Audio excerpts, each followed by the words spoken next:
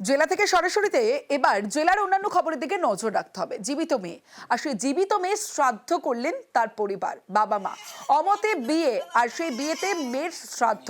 চোপড়ার সোনাপুর পঞ্চায়েত এলাকার ঘটনা। মেয়ের প্রেমের সম্পর্ক বাড়িতে নারাজ, অমতে বিয়ে আর তারপরেই পালিয়ে গিয়ে মেয়ে বিয়ে করে, আর এটাই তার দোষ। তারপরে যে ছবি আপনাদের দেখাচ্ছি, জীবিত মেয়ের শ্রাদ্ধ। অমতে বিয়ে, মেয়ের শ্রাদ্ধ, চোপড়া সোনাপুর পঞ্চায়েতের এলাকার ঘটনা। সরাসরি চলে যাব, চঞ্চল মোদক রয়েছে আমার সঙ্গে, চঞ্চলের সঙ্গে কথা বলবো। চঞ্চল, বাবা মা তার সন্তান অমতে বিয়ে করেছে, কি করে পারলেন করতে এটা? দেখো, তোমাকে জানিয়ে রাখি যে চোপড়া যে সোনাপুর গ্রাম পঞ্চায়েত এলাকার এক যুবতী, তিনি এক যুবকের সাথে প্রেম ভালোবাসা ছিল এবং বাড়ির অমতে সে পালিয়ে গিয়ে বিয়ে করে নেয়। এরপরে পরিবারের লোকজন তখন জানতে পারে যে মেয়ে পালিয়ে গেছে এক যুবকের সাথে। তারপর পরিবারের লোকজন ওই যুবতীকে বারবার বোঝানোর চেষ্টা করে, বুঝিয়ে বাড়ি নিয়ে আসার চেষ্টা করে, কিন্তু কোনো মতে ওই যুবতী কিন্তু রাজি হয়নি। শেষমেশ কিন্তু পরিবারের সদস্যরা পুরোপুরি ভেঙে পড়েন এবং তার সাথে অর্থাৎ বাড়ির যে মেয়ের সাথে সমস্ত সম্পর্ক কিন্তু বিচ্ছিন্ন করে। শেষমেশ কিন্তু শ্রাদ্ধের অনুষ্ঠানের একটা আয়োজন করা হয়, যাতে মেয়ের সাথে কোনো সম্পর্ক নেই, কারণ যে এই বিয়ে তারা মেনে নিতে পারছেন না। কারণ বাড়ির অমতে বিয়ে, বাবা মার একটা আশা থাকে যে বাড়ির মেয়ের একটা ভালো করে একটা অনুষ্ঠান করে বিয়ে দেওয়া হবে, বা কোনো রকমের একটা অনেক রকমের চিন্তা ভাবনা করে রেখেছিল, অনেক আশা ছিল, কিন্তু সেই আশা কিন্তু ওই মেয়ে কিন্তু বাবা মা রাখতে পারেনি। ফলে বাধ্য হয়ে শ্রাদ্ধ অনুষ্ঠানের আয়োজন করা হয় এবং শেষমেশ কিন্তু জীবিত মেয়ে, এটা কিন্তু অলৌকিক ঘটনা বলেই যেতে পারে, যে এতটাই অভিমান হয়ে পড়ে যে বাবা মা, তারপরে কিন্তু মেয়ের প্রতি এই এতটা অভিমানের কারণে আজকে এই ঘটনার সাক্ষী থাকলো চোপড়া ব্লকের এলাকা জুড়ে মানুষ। কিন্তু এই যে পরিবারের লোক কি বলছে একটু শুনি। স্বপ্ন যে ভেঙে গেছে অন্য পরিবারের সাথে, যা আমরা মেনে নিতে পারিনি, ওর জন্য আজকে ওর শ্রাদ্ধ কর্মক্রিয়া করলাম। ও ভাগছিল প্রায় 9 তারিখ 3 মাস 2025-এ। আজকে ওর চৌথা আমরা ক্রিয়াকর্ম শ্রাদ্ধ করলাম। এই মুহূর্তে আমাদের সঙ্গে রয়েছেন অনুসুয়া মিত্র, সমাজতত্ত্ববিদ। অনুসুয়াদি, যে বিষয়টা জানতে চাইবো, আপনি শুনছিলেন এতক্ষণ, জীবিত মেয়ের শ্রাদ্ধ করেছে তার পরিবার, কারণ অমতে বিয়ে করেছে। এটা তো প্রথম নয় যে কেউ অমতে বিয়ে করছে, পালিয়ে বিয়ে করা, এটা তো প্রথম ঘটনা নয়। কিন্তু এটা কি করে একজন বাবা মা করতে পারে? কি করে মানতে পারলো না, বা মানতে নাই পারেন, তাই বলে এই ধরনের একটা ঘটনা, শ্রাদ্ধ, এটা আমরা সিনেমাতে দেখেছি।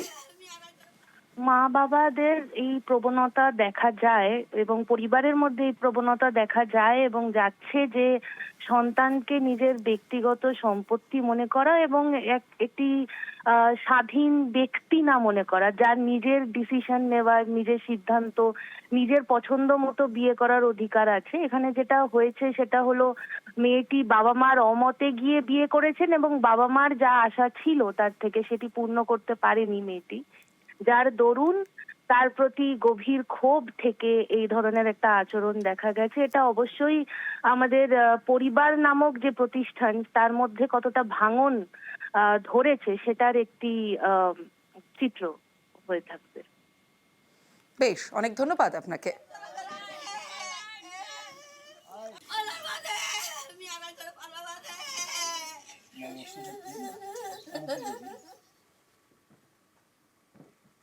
এবার খড়দার দিকে নজর রাখবো, যেখানে এক জায়গায় যে ছবি আপনাদের দেখালাম, যে মেয়ে অমতে বিয়ে করেছে, সেখানে জীবিত মেয়ে শ্রাদ্ধ করছে তার পরিবার। আবার অন্য খড়দাতে সেখানে প্রেম করলে নিদান দিতে হবে। আজব নিদান দিয়েছে নেতার ছেলে। নেতার অনুমতি ছাড়া বিয়ে নয়, বাবার নামে নিদান জারি নেতার ছেলের। খড়দায় নেতার ছেলের রোষে প্রেমিক। কি এমন ঘটেছে, কেন এমন নিদান দিলেন নেতার ছেলে, জানাবে সুবীর রয়েছে আমার সঙ্গে। সুবীর, দেখো, খড়দহের দোতেরিয়াতে সেখানে প্রেমিকার সাথে ঘুরতে গেলে এবং বিয়ে করতে হলে এলাকারই পঞ্চায়েত সদস্য তৃণমূলের আলাউদ্দিন পুরকাইত, তার ছেলের নাম হচ্ছে আশফাক পুরকাইত, যার ডাকনাম অন্তু, তার কিন্তু অনুমতি নিতে হবে এবং অনুমতি না নিলে এই ধরনের ঘটনা, অর্থাৎ এই যে প্রেমিক, সেই প্রেমিক আজগার আলী, তাকে কিন্তু বেধড়ক মারধর করা হয় এবং পঞ্চায়েত সদস্যের ছেলে সেই কিন্তু মারধর করে বলে অভিযোগ। এবং এই গোটা ঘটনায় রওনা থানায় অভিযোগ দায়ের করা হয়েছে এবং এই যে আজগার আলী যে প্রেমিক, সে কিন্তু এলাকার কিন্তু ফুটবল খেলোয়াড় এবং এই ঘটনায় সদস্য আতঙ্কিত রয়েছেন এবং এই প্রেমিক এবং তার প্রেমিকা, এবং এই নিয়ে কিন্তু রওনা থানায় অভিযোগ দায়ের করা হয়েছে। এখনো পর্যন্ত পঞ্চায়েত সদস্য ছেলেকে পুলিশ গ্রেফতার করতে পারেনি, তার মধ্যে বিভিন্ন জায়গায় তদন্ত চালাচ্ছে রওনা থানা পুলিশ। বেশ সুবীর। আমি সংসার করতে চাই, সংসারটা যেন করতে দেওয়া হয়, তাতে যেন কোনো বাধা না হয়, আর হুমকি এই ধরনের ঘটনা যেন দ্বিতীয়বার না ঘটে। আমরা খেটে খাওয়া মানুষ, এইভাবে যদি মারি আমাদের কী করে, কোথায় যাবো, কার কাছে যাবো আমরা? আমি অনুরোধ করে, আমার বিশেষ করে অনুরোধ আমাদের যে এমএলএ বিধায়ক সাহেব, আপনি ব্যাপারটা একটু দেখবেন। আমি এক্স প্লেয়ার, কিছু করতে পারিনি, আমার লিগামেন্ট ছেড়ে গেছে। দয়া করে আমি আজও বলছি, এরকম গুন্ডা বাহিনীর হাত থেকে মানুষকে বাঁচানো। অভিযুক্ত ইতিমধ্যে পলাতক, তবে নেতার ছেলেকেই সমর্থন করেছে ব্লক সভাপতি। এই মহিলাটার একটা আফগানিস্তানের একটা ছেলে, ওর হাজব্যান্ড আছে, তার মনে হয় 3টে মেয়ে আছে। সেটা নিয়ে এখানে বিচার পঞ্চায়েত অনেক কিছু হয়েছে, আমিও সেখানে ছিলাম। এখন মেয়েটি এবং ছেলেটি মনে করে এটা ইউরোপের মতো যদি কালচার মনে করে, এটা তো ভারতবর্ষ, এখানে তো একটা সামাজিক ব্যাপার আছে, সামাজিক কৃষ্টি কালচার আছে। এখন মানুষ ছেলেপিলে এটাকে প্রোটেস্ট করছে। ওর যদি ইনজুরি কোনো রিপোর্ট থাকে তাহলে ও আইনের পথে চলবে। কিন্তু একটা জিনিস ফ্যাক্টর করে যে আমরা ইউরোপ যদি হয়ে যায় তাহলে ঠিক আছে, এটা তো ভারতের কৃষ্টি কালচার, বাংলার কৃষ্টি কালচার। এই কৃষ্টি কালচারকে একটু ফলো করলে মনে হয় ভালো হয়। এবার দেখুন আজব ঘটনা। সরকারি নথিতে কি লেখা রয়েছে প্রথমে দেখাই আপনাদের। বাবার নাম রয়েছে পশ্চিমবঙ্গ সরকার, নাম বন বিভাগ, ঠিকানা নিজ। ঠিক এই রকমই লেখা রয়েছে। দেখুন আলিপুরদুয়ারে কি হয়েছে, সরকারি নথিতে কি লেখা।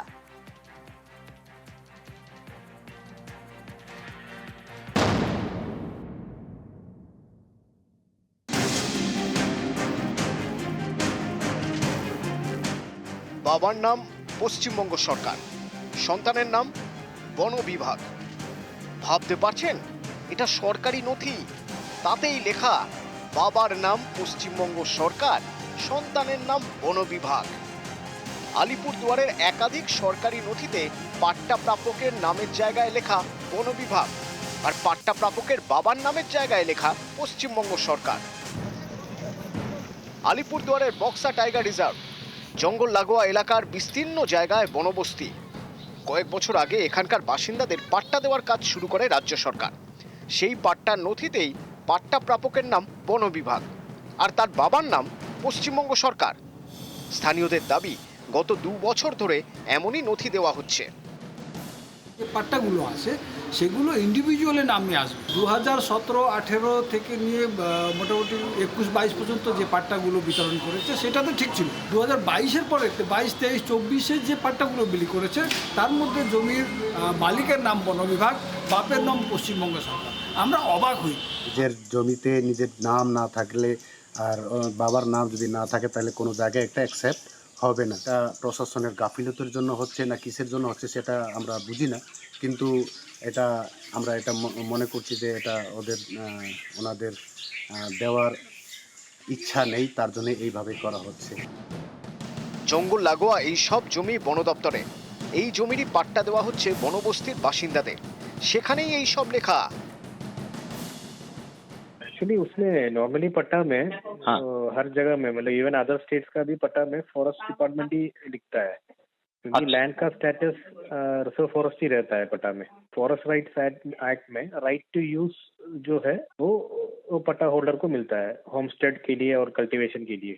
लेकिन लैंड का स्टेटस, लीगल स्टेटस तो फॉरेस्ट ही रहेगा, रिजर्व फॉरेस्ट रहेगा। तो बंगाल का नहीं, हर स्टेट का, एवरी स्टेट पट्टा जो फॉरेस्ट पट्टा इशू होता है उसमें ऐसा ही लिखा आता है। होमस्टेड के लिए जो एरिया डिमार्केटेड है उसमें घर बना सकता है और कल्टीवेशन खेती भी कर सकता है, ये दोनों के लिए राइट दिया हुआ है।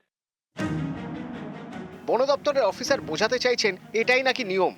তাহলে 2011 সালে দেওয়া পাট্টার নথি অন্যরকম কেন? দেখুন ভালো করে। 21 সালে যখন পাট্টা দেওয়া হয়েছিল তখন নথিতে কি লেখা ছিল? 2021 সালের নথিতে পাট্টা প্রাপকের নাম এবং বাবার নাম স্পষ্ট করে লেখা। তাহলে এখন বাবার নাম পশ্চিমবঙ্গ সরকার আর সন্তানের নাম বন বিভাগ হলো কিভাবে? নর্থ বেঙ্গল ছাড়াও তো পুরো পশ্চিমবঙ্গে পাট্টা দেওয়া হচ্ছে, সেখানে দখলদার হিসেবে পাট্টাদারের নামই থাকে। আর যেহেতু এটা পাট্টা জমি, মালিকানা সবসময় সরকারের পক্ষে থাকবে, উইথ টার্মস অ্যান্ড কন্ডিশন। এটা সরকার ভোগ দখলের জন্য দেওয়া হয়, কিন্তু আমি এই প্রথমবার কোথাও মানে যে পাট্টাধারী নাম তার নাম বন বিভাগ আর তার বাবার নাম পশ্চিমবঙ্গ সরকার দেখলাম, যেটা সত্যি হাস্যকর। আমার আশা করবো যে কনসার্ন অথরিটি এটা নিশ্চয়ই তারা রেকটিফাই করবে, as per the law and schedule সেটা তারা মেনে নতুন করে পাট্টা ইস্যু করবে। বক্সা টাইগার রিজার্ভ 760 বর্গ কিলোমিটারের জঙ্গল লাগোয়া 45টি বনবস্তি, কয়েক হাজার পরিবার থাকে। জঙ্গলের সঙ্গে বাসিন্দাদের পুরনো সম্পর্ক, তাদের পাট্টা দিচ্ছে রাজ্য সরকার। তাতেই পাট্টা প্রাপকের নাম বন বিভাগ, পাট্টা প্রাপকের বাবার নাম পশ্চিমবঙ্গ সরকার। কিন্তু সরকারি নথিতে এরকম নাম বিভ্রাট কিভাবে সম্ভব? কার ভুলে এরকম নাম বিভ্রাট? প্রশ্ন অনেকেরই। আলিপুরদুয়ার থেকে রাজকুমার কর্মকার, নিউজ 18 বাংলা।